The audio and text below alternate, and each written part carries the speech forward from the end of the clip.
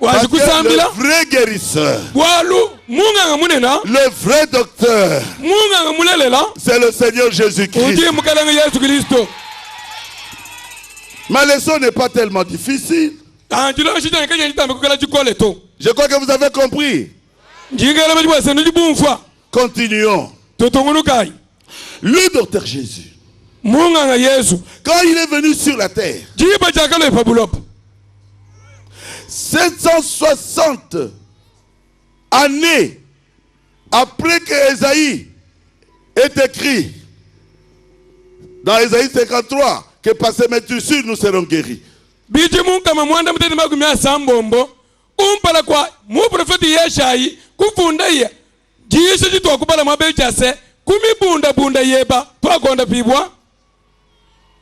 Il a commencé à guérir les malades. Il n'était même pas encore mort. Mais il commençait déjà à guérir. Dans Matthieu 8, on parle de Jésus qui est allé visiter son disciple Pierre. Je commence au verset 14. Et il vit la belle-mère de Pierre couchée, malade. La Bible dit, Jésus la toucha. Donc Jésus lui imposa la main. Jésus chassa l'esprit de la fièvre. Amen. Amen. Et puis quoi? La fièvre la quitta. Et elle se mit à le servir. Oh, je n'ai plus la fièvre. Qu'est-ce que tu as fait? Jésus a dit, j'ai besoin du foufou. En tout cas, personne d'autre ne va préparer. Tu viens de me guérir. Moi, je vais te préparer ce foufou-là. Et Jésus a mangé. La nouvelle s'est répandue. Que Jésus est à Kananga. Alléluia. Amen. Je peux suivre ça. Le soir, c'est le verset 16. On lui amena plusieurs démoniaques.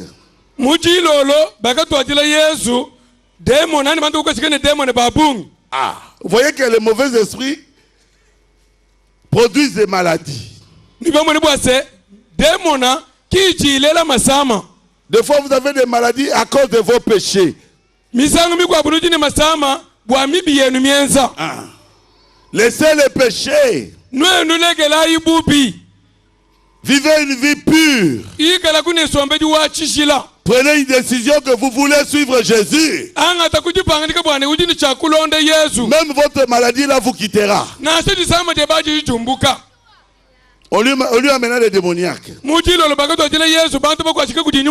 Nous allons dire les gens possédaient des démons. Non. Les gens qui étaient malades. Ah. Toutes les maladies viennent de démons. La Bible dit, il chassa les esprits par sa parole. Donc avant que le malade guérisse, Jésus chassa les esprits de maladie par sa parole. Même si je ne vous touche pas aujourd'hui, je vais chasser les esprits de maladie qui se trouvent en vous par la parole de Dieu.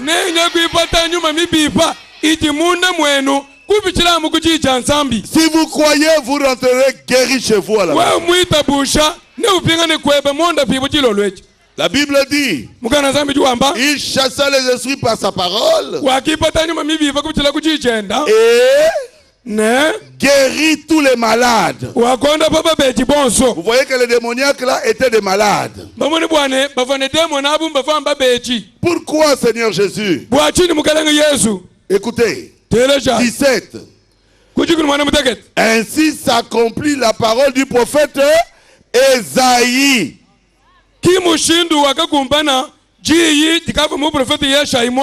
Il a pris nos infirmités et il s'est chargé de nos maladies. Donc pour que nous soyons guéris, Dieu ne nous a pas guéris gratuitement. Dieu a fait son fils. Il a créé un corps. Et il est entré à l'intérieur. Et il a envoyé son fils pour traiter le problème du péché une fois pour toutes. Et son fils est allé à la croix. Il est mort pour ton péché. Comme ça, toi, tu ne seras plus condamné. Est-ce que tu crois à cela? Jésus est mort à ta place. Il a pris ta condamnation. Devant Dieu, tu n'as qu'à accepter Jésus. Et Jésus devient ta justice. Amen.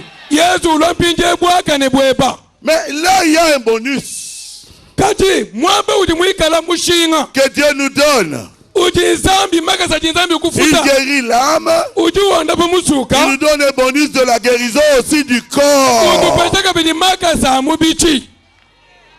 Amen. Amen. Si vous dites que Dieu ne peut pas guérir le corps, vous voulez dire aussi que Dieu n'a pas guéri votre âme. Moi, Dieu a guéri mon âme.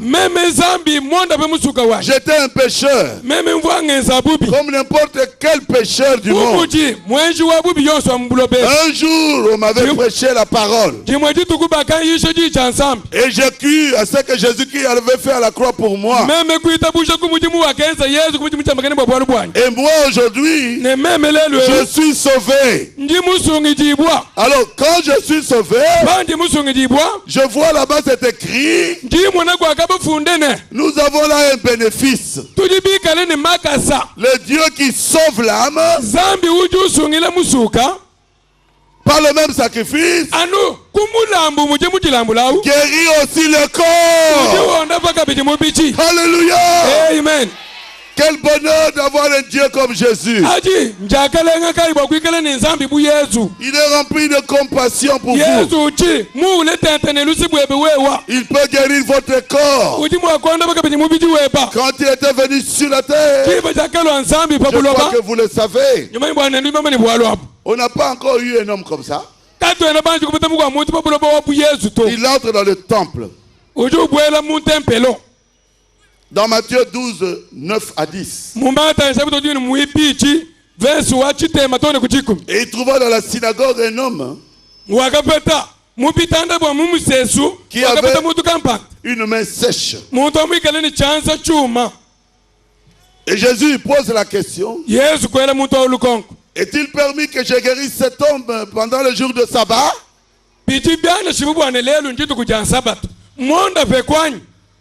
Alléluia. Amen.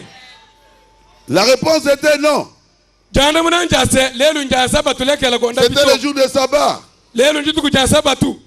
Il leur répondit, lequel d'entre vous s'il n'a qu'une brebis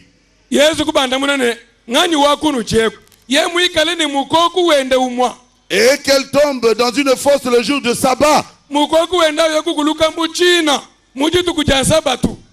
ne la saisira pour l'en retirer? Et il n'avait pas de réponse. Et il dit, combien un homme ne vaut-il pas plus qu'une brebis?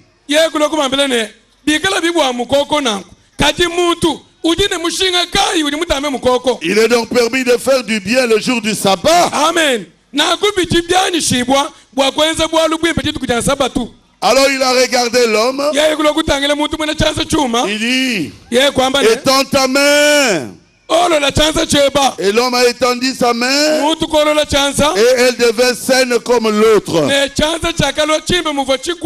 Jésus était extraordinaire. Il ne regardait pas à vos lois là. Je ne suis pas venu ici pour des lois. Je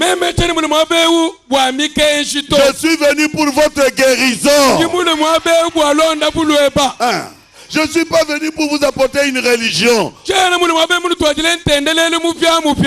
suis venu vous montrer que Jésus est un guérisseur. Amen.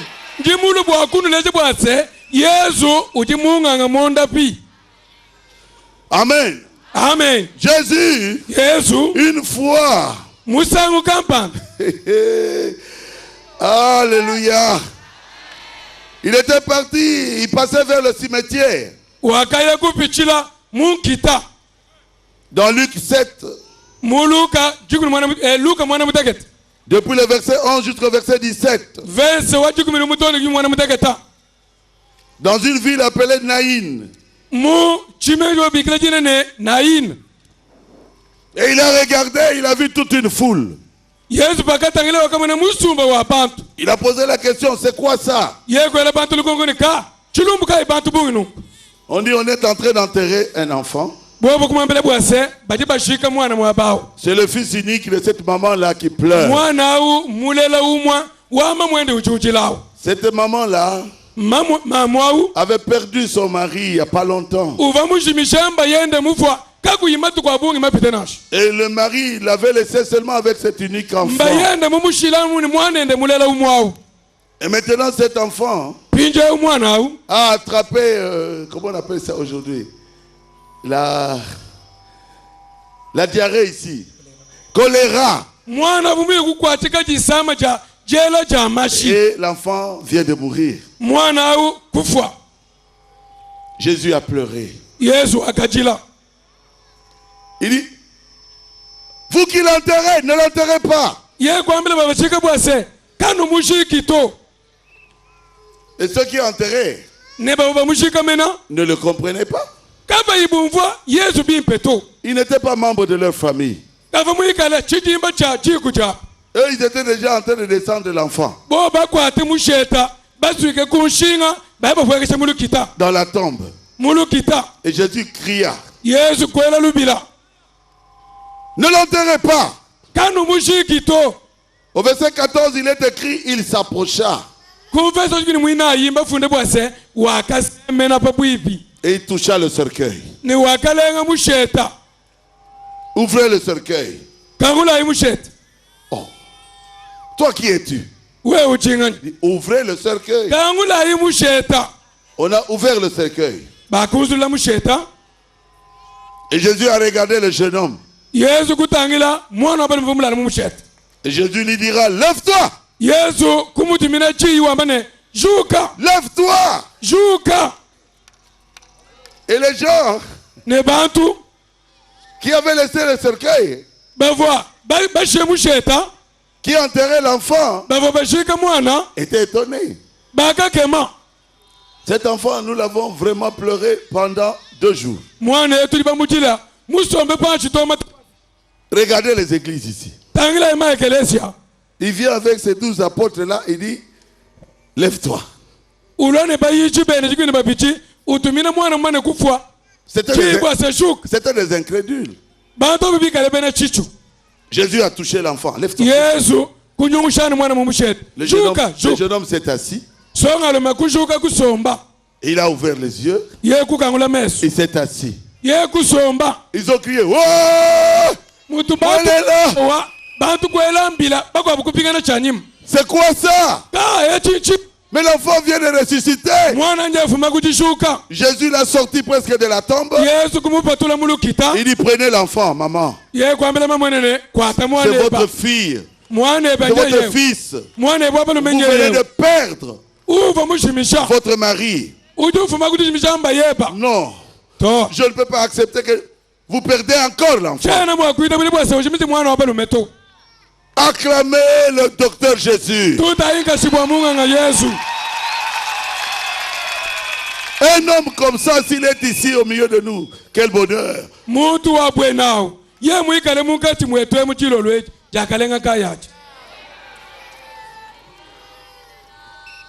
Amen. Amen. Dans Jean 5, depuis le verset 2 jusqu'au verset 18, on raconte l'histoire de la piscine de Bethesda. Jésus est passé par là. Vous savez, Dieu, il nous aime beaucoup. Bien qu'il nous a donné des médecins, mais il ne nous abandonnera jamais. Quand, dans le désert, ils étaient mordus par des serpents, il avait élevé le serpent des reins. C'est le signe que les médecins mettent aujourd'hui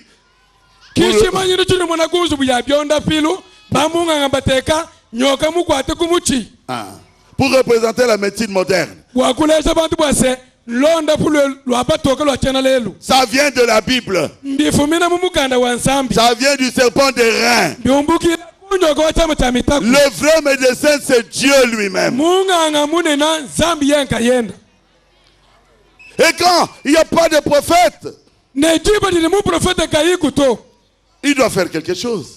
Le prophète guérissait les malades. Bien que Jésus n'était pas encore mort à la croix. Sous la promesse qu'un jour il mourra à la croix. Mais les prophètes, quand il n'y avait pas de prophète, est-ce que Dieu pouvait laisser son peuple? Est-ce qu'il pouvait laisser son peuple? Non. Il y avait une piscine de Bethesda. L'eau bougeait. Et les gens se posaient la question, mais pourquoi l'eau bouge? Et la première personne qui entrait dans l'eau était guérie de sa maladie. Il n'y avait pas de prophète. Depuis Malachie jusqu'à Jésus. Jean-Baptiste n'avait pas le don de guérison. Mais Dieu leur a donné l'eau de Bethesda. C'est pour cela que l'onction est très importante. Quand l'eau était sous l'onction, ça signifiait que l'ange descendait dans l'eau. Quand vous êtes sûr que l'ange est dans l'eau, entrez dans cette eau-là, vous recevrez quelque chose de Dieu. Vous savez ce que Frère Branham a dit? Il dit l'eau là, c'est le don de guérison que Dieu nous a donné. Puisqu'aujourd'hui il n'y a plus de prophètes, nous sommes là. Quand l'eau est agitée, quand l'onction est là, la personne qui croit reçoit la guérison. Amen. Alléluia. Acclamez le Seigneur Jésus-Christ.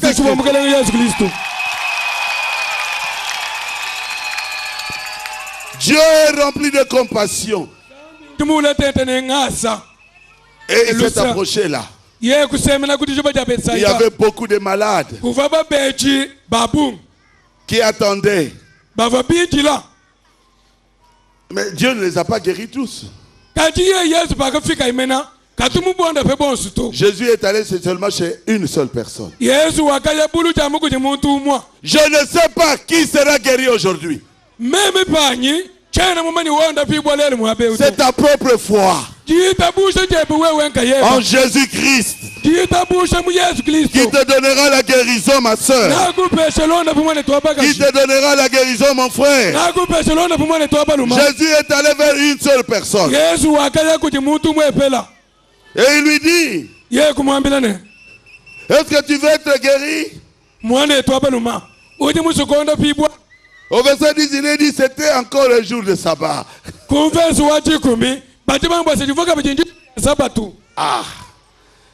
Alors l'homme l'a regardé. Il dit, Seigneur, qui es-tu pour me poser une telle question? J'ai fait ici 38 ans. Quand l'eau bouge, les jeunes filles ici courent et tombent avant moi. Les jeunes hommes ici, ils courent et tombent avant moi. Mon problème à moi, ce sont mes jambes. Mon problème à moi, c'est la paralysie. Je ne marche pas. Qui m'amènera dans la piscine? Aujourd'hui, la piscine est ici. Amen. Et Jésus peut aller là où tu es. Il est peut-être en train de te parler. Il est en train de te dire, est-ce que tu crois que tu seras guéri?